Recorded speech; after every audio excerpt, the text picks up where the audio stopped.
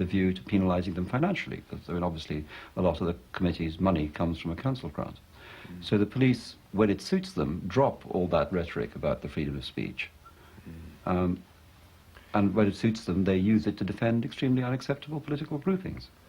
Is this kind of thing allowed to happen because, as you mentioned, there's no overall structural analysis, or putting it rather more simply, no facing of the facts on a national basis? I was thinking of when the 1981 Nationality Act went through, that it seemed the most important thing about that was that a very ancient birthright, the right to call yourself British if you were born here, was taken away. That's right. It's appalling, because it seemed to me that was an issue so much huger than the kind of racial dimension.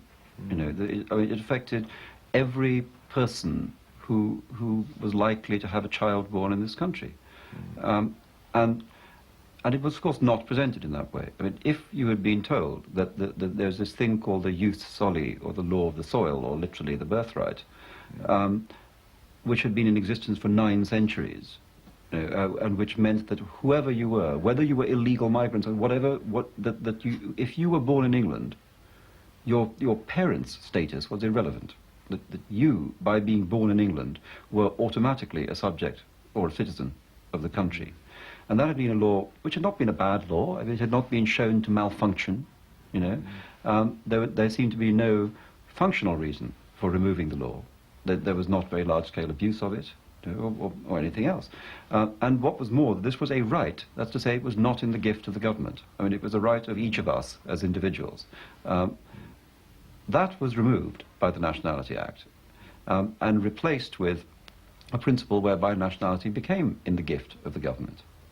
So that what was happening was something which was our own right, which the government did not grant us, was turned into something which the government can now grant or not grant. So it was like one of our fundamental rights was being withdrawn.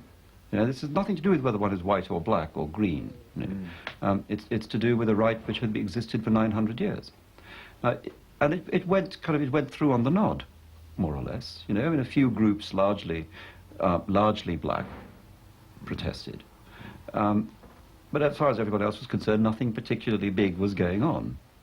And it seems to me that that's a way in which that was so because it was presented in an innocuous way. It was presented to say that this is a way of keeping unacceptable people out of the country. I mean, it was presented as a racist law and was accepted on that basis. You know, we don't want floods of Kenya nations and citizens of Hong Kong and Singapore, and let's not forget the Falkland Islands, who were also, you know, removed from British citizenship by the British Nationality Act.